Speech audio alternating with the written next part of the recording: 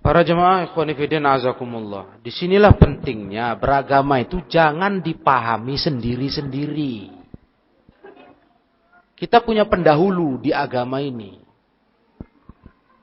Ada para pendahulu kita, para salafus saleh. Jadi sekarang kalaupun kita seorang ustaz, bukan hak kita memahami agama. Islam ini beda sama agama lain. Islam ini sempurna. Islam ini turun-menurun sifatnya. Terima jadi, terima bersih. Kita mempelajari yang sudah ada. Bukan merekayasa yang belum ada. Saya mau menekankan, kalau kembali semua pihak kepada pemahaman yang benar sesuai paham sahabat, tabi'in, tabi'ut tabi'in, terjawablah problema ini. Kenapa dipertentangkan? Sedangkan keterangan-keterangan dari para ulama itu sudah begitu jelas. Ayat yang mengatakan tidak ada orang bisa dapat apa-apa kecuali hasil usahanya, kecuali dari kerjanya. Itu perkara umum. Wa allaisa lil insani illa ma sa'a. Manusia enggak mampu dapat kecuali hasil usaha dia. Itu umum. Memang enggak bisa lah kalau enggak ada dia punya andil di situ. Tapi dikhususkan dengan kasus yang ada andil dia di situ. Seperti masalah anak hasil dia. Anak hasil dia. Darah dagingnya. Maka apapun dibuat anak, dia dapat. Harta yang dia sedekahkan, yang dia salurkan ke jalan Allah, hasil dia, kerja dia dapat. Ilmu yang diajarkan, kan begitu. Termasuklah sampai kepada perkara haji yang dibadalkan. Hadisnya sahih, hadisnya benar, sampai lafaz talbiyahnya pun dirubah. Satu lafaz hadis dalam talbiyah haji untuk badal, labbaik Allahumma labbaik, diganti. Tatkala terjadi badal haji di zaman Nabi, labbaik Allahumma labbaik dengan labbaik Allahumma an syubrumah. Sampai ada lafaz rinciannya. Lafaz talbiyah haji kalau dibadal. Waktu itu syubrumah yang digantikan. Kalau sekarang siapa nama yang kita badalkan? Dengan syarat, harta untuk berangkat haji yang bertugas membadalkan harta mayit. Itu syaratnya. Nah, supaya terkait dengan hadis tadi. Ayat wa allaisa lil insani illa ma sa'a. Dan terputus amal anak Adam kecuali 3. Harus hartanya. Sekali berangkat haji badal untuk sekali haji satu orang. Nggak bisa rombongan. Sekali berangkat, sekali menghajikan 10 orang. Nggak bisa. Satu orang satu. Dan dari harta mayit pula lah untuk membiayai keluarga yang ditinggal oleh si petugas badal haji. Betul-betul hartanya. Dan itu yang terjadi di zaman sahabat. Tapi kalau anaknya yang membadalkan haji, tidak mesti harta orang tua. Karena anaknya pun sudah punya orang tuanya. Maka hartanya pun punya orang tuanya. Begitulah para jemaah yang dirahmati Allah tabaraka wa ta'ala. Maka badal haji hal yang tidak ada keraguan padanya. Masyru' ada syariatnya. Jadi, coba dia baca ayat-ayat yang dibawa tadi itu. Baca tafsirnya, baca syarah bagaimana ulama memaparkannya. Jumpa titik temunya. Bahwa amalan ini tak ada pertentangan dengan ayat hadis manapun. Kalau dipahami dengan salafus salih. Hadis pakai syarah. Riwayat siapa itu? Bukhari Muslim. Buka Fathul Bari, buka syarah Sahih Muslim Imam Nawawi. Lihat, baca. Nah, kalau enggak, banyak kali dibentur-benturkan nanti, ya. Kalau enggak kita begitu, akan banyak yang rasanya, ini kok begini, ini kok begini. Wah, ini berlaga, ini berarti, wah. Nah, ini. Cara beragama itu bukan asal kita tahu ayat, tahu hadis. Oh, terus kita berhak memahami. Itu keliru. Kita cuma penyampai aja, kalaupun ustadz itu punya ilmu, nyampaikan yang ada dari generasi dulu. Pemahamannya sudah jelas kepada umat. Nah, apakah dia yang mengikut madhab misalnya, ustadz ini bermadhab Syafi'i? Ya, Dia menukilkan dari Imam Syafi'i. Bukan dia merekayasa pendapat baru. Dari hasil baca-baca hadis, baca-baca ayat. Kalau dia baca Imam Hanafi, mazhab Hanafi. Kalau memang dia terikat mazhab. Atau dia seorang yang tidak terikat mazhab. Ada. Dia nggak terikat mazhab. Dia ambil mana yang lebih kuat pendapat mazhab. Ada. Seperti Imam Syaukani. Dia nggak terikat mazhab. Mujtahid mutlak istilahnya. Dia nggak mau patok ke mazhab Hanafi, Hambali, Maliki. Nggak. Dia lihat. Ini yang lebih kuat. Itu yang diajukannya, diikutnya.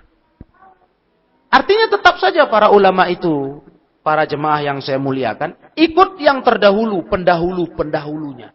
Ada mata rantainya. Tidak putus di jalan, dibaca ayat, dibaca hadis, disimpul-simpulkan. Maka saya tegaskan, masalah badal haji masalah yang tidak diragukan dalam fikih Islam. Fikih 4 imam mazhab, nggak ada yang meragukan badal haji. Itu masyru', tapi syaratnya penuhi. Salah satu syarat yang belum saya sebut tadi adalah yang membadalkan haji itu sudah pernah berhaji. Dan untuk membadalkan haji ini bisa keluarganya, anak mayit, bisa pula orang lain, tapi dari harta mayit. Dan orang ini sudah berhaji. Anak mayit ini sudah berhaji. Syaratnya. Jadi dia betul-betul menghajikan orang lain, bukan dia sambil berhaji dan menghajikan. Karena di talbiyahnya berubah, ikhwah. Dalam hadis yang saya sebut tadi, lafadznya begitu. Labbaik Allahumma an syubrumah. Ya Allah, ku sambut panggilanmu dari atas nama si Syubrumah. Itu kalau namanya Syubrumah. Saat Nabi hidup dulu di zaman Nabi, kasus badal haji, namanya Syubrumah. Ya kalau sekarang siapa nama yang kita badal hajikan? Sebutkan. Labbaik Allahumma an fulan. Abdullah misalnya. Abdurrahman. Itu sudah nggak ada keraguan. Hadisnya sahih. Nah, jadi sebenarnya seperti itulah berbagai masalah agama ini. Untuk kita jangan terjatuh kepada anggapan. Ini pertentangan, ini membingungkan. Itu indahnya beragama itu pahamnya harus paham salafus salih. Al-Quran, sunnah, nggak cukup. Harus kembali kepada pemahaman salafus salih.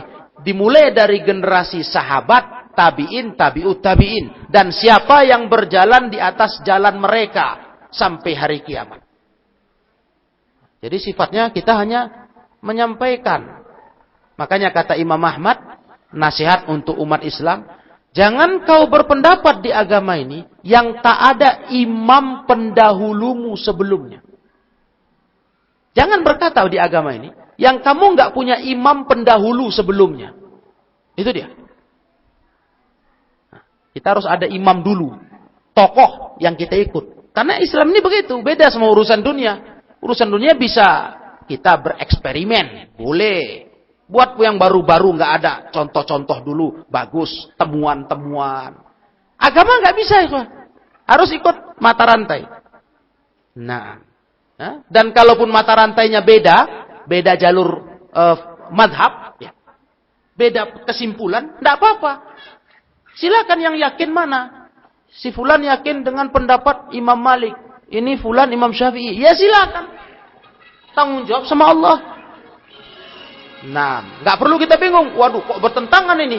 Sama-sama ulama ahli sunnah, sama-sama pakai Quran sunnah. Maklum, cara fikir kesimpulan ulama kan beda-beda. Mereka berijtihad dengan dalil-dalil itu. Dan kita nggak perlu galau. Mereka berhak berijtihad. Kalau ijtihadnya beda-beda, mereka berhak bicara agama, berfatwa, ahlinya. Maka begitu yang salah dikasih 1 pahala. Yang benar 2 pahala. Selesai. Kita jangan ikut yang salah, ambil yang benar. Nah, jadi kita nggak galau, nggak bingung. Gimana ini? Sama-sama ulama Islam, tapi kok beda pendapat? Timur Barat bedanya. Nah, Masya Allah, nggak masalah. Memang mereka berhak berijtihad. Yang salah dikasih 1 pahala, nggak ada dosa. Yang benar 2. Kita jangan ikut yang salah, gitu aja. Kita mau ikut dalil, jangan fanatik madhab, fanatik tokoh. Tengok dalilnya apa, itu pula pesan mereka. Ambil dari mana kami mengambil, kata ulama madhab. Khudhu min haitsu akhadna. Nah, ambil dari mana kami ambil? Jadi kita ikut baca pendapat mazhab, tengok dalilnya. Oh, Imam Syafi'i bilang begini. Ini dalilnya. Ini dalilnya. Coba lihat kuat dalilnya. Sahih, dhaifnya ditengok. Penjabaran syarah hadisnya. Jadi kita lebih tenang ikut yang mana. Begitu. Saudara kita pilih yang ini, silahkan. Tanggung jawab sama Allah. Kita pun tanggung jawab sama Allah. Enak para ikhwah. Jelas. Tak perlu kita bingung. Atau kita merasa kok begini. Begitulah beragama. Ya, perselisihan itu ada. Tapi ingat. Jangan berpendapat kalau nggak ada tokoh imam pendahulu kita. Maka dalam hal tadi, saya ulangi kembali. Sudah sangat jelas menurut fikih mazhab, imam mazhab, fikih mazhab yang 4. Masalah badal haji dikenal dalam Islam. Sangat dikenal. Iya. Tapi kalau kasus kirim pahala, itu berselisih mereka. Betul. Orang hidup kirim pahala ke orang mati. Nah, mazhab Hambali bilang bisa.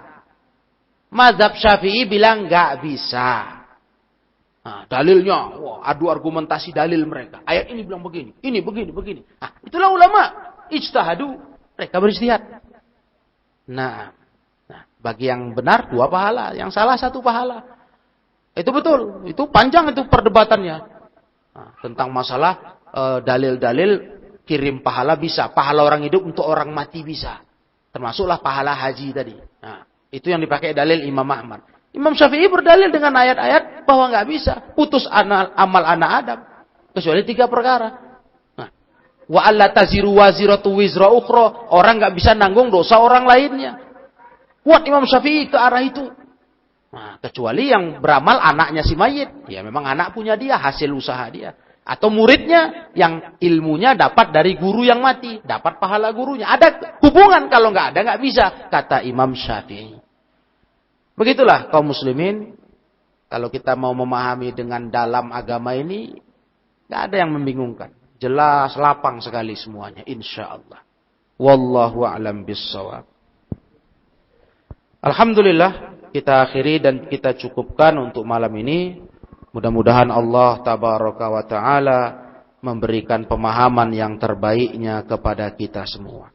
Subhanakallahumma wa bihamdika. Ashhadu an la ilaha illa anta astaghfiruka wa atubu ilaik. Wassalamualaikum warahmatullahi wabarakatuh.